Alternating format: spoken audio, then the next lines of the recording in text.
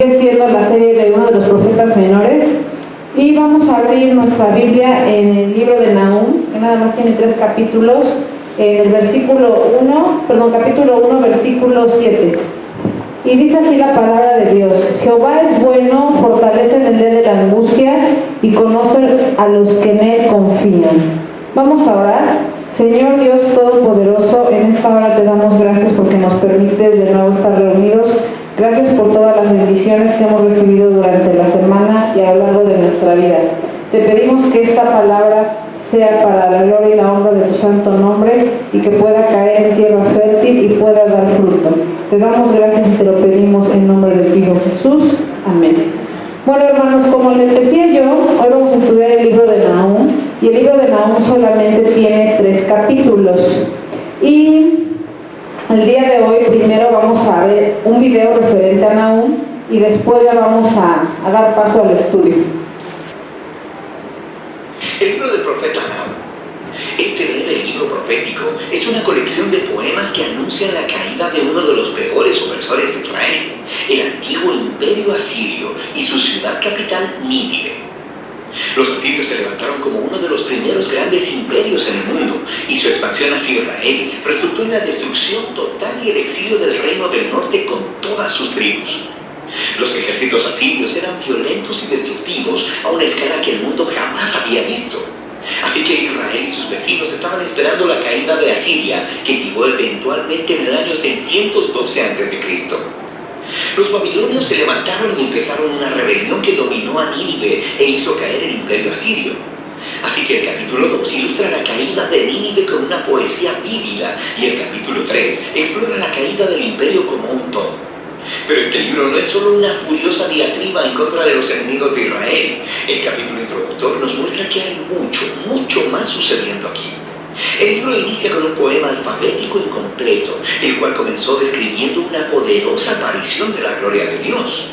Esto es muy similar a la manera en que inició el libro anterior, Miqueas, y de cómo el siguiente libro, Habacuc, concluirá. Y es Dios, el Creador Todopoderoso, viniendo a confrontar a las naciones y a traer su justicia sobre su maldad. Y el poema empieza citando la famosa frase con la que Dios se describe a sí mismo después del incidente del becerro de oro en el libro de Éxodo, capítulo 34. El Señor es lento para la ira, Él es imponente en su fuerza, Él no dejará a nadie sin castigo. Así que el resto del poema va de un lado a otro, contrastando el destino de las naciones violentas y arrogantes con el destino del remanente fiel de Dios. Cuando Dios destruya a todos los imperios arrogantes, Él proveerá refugio para aquellos que se humillen delante de Él. Ahora, esto es lo que es realmente interesante. Pensabas que este libro solo se trataba de Asiria, pero Nahum no menciona en ningún lado a Nínive o a Asiria en el capítulo 1. Y cuando describe la caída de los malos, él usa el lenguaje de Isaías sobre la caída de Babilonia, que sucedió mucho después en la historia.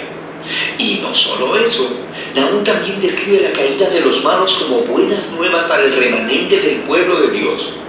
Es una alusión directa a las buenas nuevas de Isaías sobre la caída de Babilonia. Así que todos estos pequeños detalles del capítulo 1 se unen para comunicar un punto clave. Para Nahum, la caída de Nínive se presenta como un ejemplo, como una imagen de cómo Dios está trabajando en la historia en cada época. Como Él no permitirá que los imperios arrogantes o violentos de nuestro mundo permanezcan para siempre. Y así, el mensaje de Nahum es de hecho muy similar al de Daniel. Asiria se destaca dentro de una larga línea de imperios violentos a través de la historia. Y el destino de Nínive es un recordatorio del compromiso de Dios de hacer caer a los violentos y arrogantes en todas las épocas.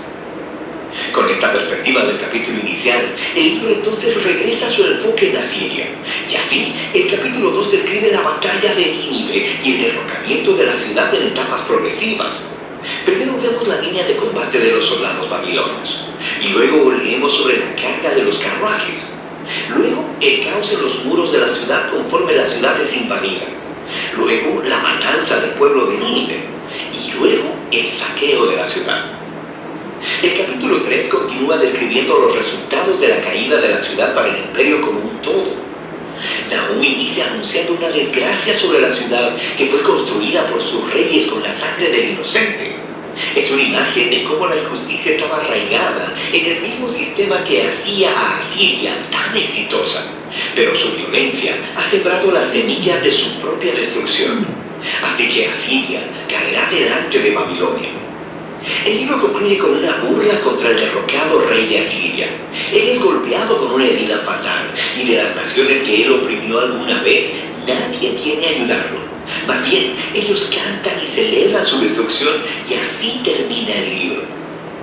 Este es un libro sombrío, pero es importante ver cómo el mensaje de Nahum trata de los trágicos y perpetuos ciclos de violencia y opresión humana en todas las épocas. La historia humana está llena de tribus y naciones que se elevan a sí mismas y utilizan la violencia para tomar lo que quieren, produciendo la muerte del inocente. Y el libro de Nahum utiliza a Asiria y Babilonia como ejemplos para decirnos que Dios se aflige y que a Él sí le importa la muerte del inocente, y que su bondad y justicia lo llevan a orquestar la caída de las naciones opresivas. Y el juicio de Dios sobre el mal es una buena noticia, a menos, claro, que seas Asiria.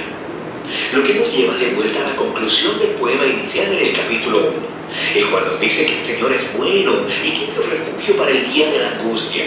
Él protege a los que se refugian en Él. Y así, el breve libro de Nahum invita a cada lector a humillarse delante de la justicia de Dios y a confiar que a su tiempo Él hará caer a los opresores de todas las épocas y en todo lugar. Y de eso trata el libro de Nahum. Bueno, hermanos, como pudimos ver aquí en el breve video, habla sobre Nahum. Nahum en el capítulo 1, versículo 1, dice que era una persona que vivía en Elcos. Como tal, si nosotros buscamos ahorita Elcos, no lo vamos a encontrar, pero muchos estudiosos de la palabra dicen que Elcos se encontraba enfrente del mar de Galilea, y muchos coinciden con que era Cafarnaúm, el Cafarnaúm que aparece en los evangelios y que Jesús visitó varias veces. Bueno, en sí, como pudimos ver, el libro de Nahum trata sobre la opresión que han hecho las naciones a lo largo de la historia. Y aquí, si recordamos, cuando se estudió Jonás, Dios lo envía para que, lo envía a Nínive para que Nínive se arrepintiera. En su momento Nínive se arrepiente, pero 150 años después, Nínive vuelve a lo mismo, vuelve a hacer cosas que no le gustaban a Dios, y vean cómo ahora sí el juicio de Dios viene, y es lo que se describe en el capítulo 2 del libro de Nahum. Después de esto, hay algunos versículos claves dentro de este libro que vamos a ir leyendo. Si nos vamos a Nahum 1:3,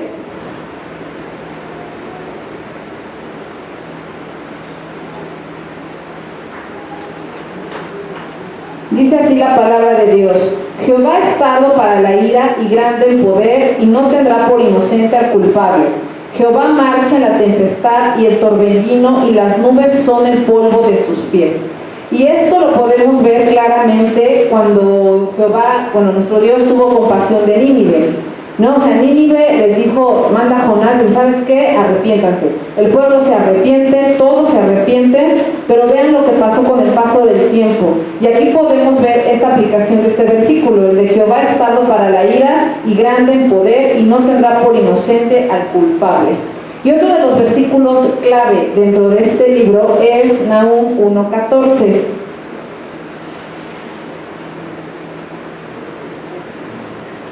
Y este va muy relacionado como lo vimos en el video, con todas aquellas naciones que hacen injusticias o forman sus reinados a través de la sangre de inocentes. Y vean cómo dice la palabra de Dios: mas acerca de ti mandará Jehová, que no quede ni memoria de tu nombre. De la casa de tu Dios destruiré escultura y estatua de fundición, allí pondré tu sepulcro, porque fuiste vil. De todas las naciones, o cuando nosotros estudiamos la historia en diferentes etapas de nuestras vidas, hemos visto que todas las naciones han sido destruidas, y todas las naciones han sido, o la mayoría de ellas, fundaron sus imperios por lo regular con la sangre de inocentes. Incluso si nosotros vemos en nuestro país desde la conquista, más o menos los pueblos prehispánicos hasta la fecha, y lo podemos ver ahorita claramente con Rusia, cómo ellos van azotando al inocente, van matando inocentes y van haciendo su imperio, sus riquezas con la sangre de ellos. Pero vean, el libro de Nahum nos dice básicamente que todas aquellas naciones que en algún momento hicieron eso van a ser destruidas. De hecho, el nombre de Nahum quiere decir consolador. Y bueno, así en breve, Dios lo usa para anunciar a Judá que no se desesperaran porque había pronunciado juicio sobre los asirios e iban a recibir lo que merecían. Acuérdense que también hemos venido viendo a los asirios y que los asirios fue un reino muy sangriento, y a donde iban destruían, mataban y hacían lo que se les daba la gana. Nínive regresó a la idolatría, a la violencia y a la arrogancia.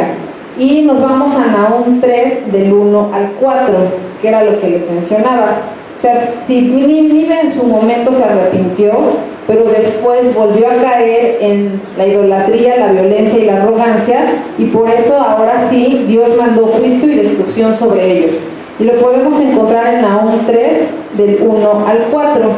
Y dice así la palabra de Dios: «Ay de ti, ciudad sanguinaria, toda llena de mentira y de rapiña, sin apartarte del pillaje, chasquido de látigo y fragor de ruedas, caballo atropellador y carro que salta, jinete enhiesto y resplandor de espada y resplandor de lanza y multitud de muertos y multitud de cadáveres sin fin, y en sus cadáveres tropezarán, a causa de la multitud de las fornicaciones de la ramera, de hermosa gracia, maestra en hechizos, que seduce a las naciones con sus fornicaciones y a los pueblos con sus hechizos». O sea, aquí básicamente habla de Nínive, por eso Dios la destruyó. Nahum describe en su libro cómo es que Dios castigó a los ninivitas, y fue un proceso, o sea, no fue de, los voy a castigar. Y vean cómo esto se ve actualmente en lo que está pasando en el mundo. Dice, el juicio es anunciado, el juicio es ejecutado y Nínive es destruida. Los motivos del juicio, la culpabilidad de Nínive. Vean, nosotros ahorita en lo que estamos viviendo, podemos decir que con todo esto que está pasando en el mundo, tan solo con el clima, con todos los acontecimientos que estamos viviendo, el juicio está siendo anunciado, ¿no? O sea, ¿sabes qué? Va a venir tempestad, va a venir guerras, van a venir cosas que ya empezamos a ver el principio, pero no sabemos cómo se vayan a poner en la gran tribulación. Una vez que pase eso, el juicio va a ser ejecutado, ¿no? O sea, las naciones van a ser destruidas. Y los motivos del juicio, pues la culpabilidad o el pecado de las naciones, ¿no? Y lo podemos ver claramente ahorita. Este mes es el mes del orgullo gay, y no sé si han visto que muchas de las marcas de ropa, de electrodomésticos pintan la bandera, y ayer de hecho fue la marcha en México. Vean, o sea, Dios eso lo ha aborrecido desde siempre, ya lo venimos estudiando desde temas anteriores. Y vean, el juicio está siendo anunciado, ¿no? O sea, ¿sabes? Dios repudia el pecado y también repudia pues todo eso. Y no son cosas que a lo mejor digamos, ¿sabes qué? Nada más marchan los gays, sino van personas que llevan a sus niños para que vean que eso es muy normal y no pasa nada, ¿no? El juicio va a ser ejecutado. En algún momento pues, la ira de Dios va a surgir, y los motivos del juicio, pues en este caso vendría siendo la inmoralidad sexual, ¿no? Por todo lo que estamos viendo. Y nada más esto es algo pequeño.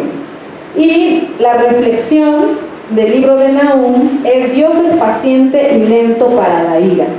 O sea, Dios te llama una, Dios te llama dos veces, pero el hombre es necio, y el corazón del hombre es necio. O sea, por ejemplo, a lo mejor, sabes que te está llamando de cierta forma y muchas veces no hacemos caso, y te tiene paciencia. Sabes que te manda a lo mejor que te quedes sin trabajo y está esperando a que te vuelvas a él, pero no lo hacemos, y sigue con su paciencia.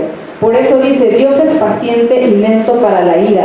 Pero como también leímos en el capítulo 1, que Dios no tomará al inocente, no tendrá por inocente al culpable, ¿no? O sea, cada quien Dios le va a dar según el fruto de sus obras. Él da a cada país tiempo para proclamarlo como su Señor, pero Él no puede ser burlado. No, o sea, cuánto, por ejemplo, ahorita que estamos viendo lo de las iglesias perseguidas, estamos viendo cómo Dios manda misioneros, y lo mismo que ocurrió con el pueblo de Israel, mandaban a los profetas eran asesinados, el pueblo decía, yo no te voy a hacer caso, Dios, yo voy a hacer lo que se me plazca y voy a imitar todas las costumbres que dijiste que no hiciéramos de los pueblos paganos, lo vamos a hacer, pero Dios o sea, siempre llama la atención. Gracias a Dios a nosotros como México no nos llama la atención con guerras, o no hemos vivido una guerra, pero sí hemos vivido y estamos viviendo los cambios climáticos, y nos manda terremotos, y nos manda inundaciones, y nos manda ciertas cosas, y es como un proceder de Dios. Él da a cada país tiempo para que lo proclame como su Señor, pero Él no puede ser burlado. O sea, tarde o temprano el castigo, si no se arrepienten los pueblos, no nos arrepentimos las personas, Dios va a mandar juicio. Vean, por ejemplo, y esto ha sido a lo largo de la historia, más ahorita en el siglo en el que estamos viviendo, cuántos terremotos han azotado el mundo, ¿no? Uno de los más grandes fue, por ejemplo, en el 2004, que fue el mega tsunami de toda la parte sur de Asia. ¿Y por qué? Porque muchos de los que viven allá son politeístas y adoran a otros dioses. No sabemos también si Dios ha mandado misioneros a esa parte del mundo, se supone que sí, pero a lo mejor los matan, o como hemos visto, cierran las iglesias y dicen, ¿sabes qué? Yo no quiero saber nada de Dios. Si nos ponemos a lo mejor aquí a ver en nuestro país, a veces yo me pongo a reflexionar, la zona que más tiembla es la zona centro, ¿no? Independientemente de las placas tectónicas y de que pasen muchas cordilleras volcánicas, a veces te pones a pensar y dices, ¿por qué? Y yo me he puesto así a pensar y a reflexionar, a lo mejor porque la mayor idolatría se encuentra en el centro del país, por la Virgen de Guadalupe, ¿no? Y que cada cierto tiempo a lo mejor van los peregrinos, hacen sus peregrinaciones y cosas como esas. También, por ejemplo, en Nepal, en la India, cuando fue otro terremoto muy grande, que hubo muchísima destrucción, no recuerdo, creo que fue en el 19, igual no sé si veían cómo los templos paganos se caían en el momento que la tierra se movía, y es porque allá igual son politeístas y adoran al Dios que no es nuestro Dios. Entonces vean, Dios siempre va a hablar, pero ya está del hombre si le hacemos caso o no. Siempre que un país se aleja de Él y sirve a sus propios intereses, Él da paso al juicio. Entonces, hermanos, esta es una breve reflexión del libro de Nahum. O sea, eso, lo que ahorita vimos en el video fue lo que pasó. O sea, cómo Dios le promete a su pueblo que va a mandar juicio sobre aquellas naciones que lo oprimían, en este caso Israel. Y vimos en el video que siempre hay un remanente que se mantiene fiel a Dios. Si esto lo pasamos a lo que estamos viviendo actualmente, es lo mismo. Ya no son a lo mejor, ahora ya no es de que un país lucha con otro, hombre con hombre, ya no. Ahora con el simple hecho de que lancen una bomba, lancen a lo mejor, se me fue el nombre, pero lancen enfermedades, ya con eso acabaron a la humanidad. Y vean, el juicio se va a dar. ¿Cuándo? No lo sabemos, pero se va a dar en su momento. Porque Dios, como vimos en el video, le pesa o le duele que los inocentes sufran. Entonces, hermanos, si esto igual lo pasamos a nuestra vida, Dios ha sido paciente y lento para la ira con cada uno de nosotros. O sea, muchas veces a lo mejor estamos en, sí, soy cristiano, no soy cristiano, nos comportamos de una manera, nos comportamos de otra, pero Dios es paciente. Pero va a llegar un momento en que esa paciencia de Dios se va a terminar. Y va a llegar el momento en que venga juicio sobre nuestras vidas. Y como dice la palabra de Dios, Dios llama una vez, Dios llama dos veces, y muchas veces el hombre no hace caso. Ahorita con todo lo que ha estado pasando en el mundo, estaba yo escuchando unos videos que decía que básicamente con lo que pasó de la pandemia, Dios estaba llamando a la gente. Que al principio se cerraron iglesias, se hizo todo, y la gente al principio de la pandemia estaba muy, como, bueno, se cerraron las iglesias, pero vamos a seguirnos reuniendo virtual. Y lo hicieron. Y ya después de que se dio la apertura completamente, la mayoría de las personas, de los miembros antiguos, no regresaron. Y esas son estadísticas que se tienen en Latinoamérica, en Sudamérica principalmente, y en Estados Unidos. En Estados Unidos estaba yo escuchando que una iglesia de 300 miembros, solamente regresaron 9 personas. Y de esas 9 personas, era el pastor, su esposa y sus hijos. Y que todos los que se congregaban antiguamente no regresaron, y los que están regresando, o las iglesias, se están volviendo a llenar por personas que vienen por primera vez, que son las que están participando y las que están predicando. Entonces vean, hermanos, ahorita lo que estamos viviendo es un enfriamiento muy feo, ¿no? Entonces, esto lo que nos dice Nahum es que a lo mejor aquí, si cambiamos el nombre de Nínive, no podemos, y lo pasamos a otro, a lo mejor podemos decir, la población mundial ha regresado a la idolatría, a la violencia y a la arrogancia. Y como dice Apocalipsis, viendo aún todo esto, no se arrepintieron. Y nosotros somos privilegiados de estar aquí y estar escuchando estas palabras. Y no para que nos dé miedo, sino para que reflexionemos sobre nuestra vida y ver cómo estamos delante de Dios. Si Dios ha sido paciente, nos ha guardado, nos ha dado, nosotros tenemos que responderle, porque Él ya mandó a su Hijo, ya mandó su salvación, y nosotros debemos de responder a eso. Y no solamente, como les mencionaba yo, el libro de Nahum habla sobre esto, sino también, ahorita permítanme, hace una como proyección sobre una referencia profética. Pablo, les voy a leer esta parte. Pablo repite en Nahum 1:5 en Romanos 10:15 con respecto al Mesías y su ministerio. Así como los apóstoles de Cristo en su tiempo, también se puede entender de cualquier ministro del Evangelio cuya ocupación sea predicar el Evangelio de la paz. Dios ha hecho la paz con los pecadores por medio de la sangre de su Hijo, y le ha dado a su pueblo la paz que sobrepasa todo entendimiento. El trabajo del predicador también es anunciar la paz de los que anuncian buenas nuevas. Cosas tales como la reconciliación, la justificación, el perdón, la vida y la salvación eterna por un Cristo crucificado. La predicación de tal evangelio y el traer tales nuevas hacen sus pies hermosos. La imagen aquí es de uno que corre hacia otros, deseoso y gozoso de proclamar las buenas nuevas. Es decir, hermanos, así como ahorita hemos venido estudiando todos los profetas, vean, los profetas siempre anunciaban cosas, y las cosas que anunciaban no eran muy agradables, y por eso los mataban, y por eso sufrían. Y nosotros no estamos exentos de eso. O sea, nosotros vamos, predicamos, y el mejor regalo que le podemos dar a las personas para evitar que el juicio venga sobre ellos es la palabra de Dios. Y hablarles sobre un Salvador que vino en algún momento de la historia para poder redimirnos. Y así poder pues ser salvos. Entonces, hermanos, en resumen, Dios siempre nos va a hablar de una u otra forma y va a anunciar juicio. Y muchas veces, y le va a permitir o le va a dar tiempo a las personas para que se arrepientan.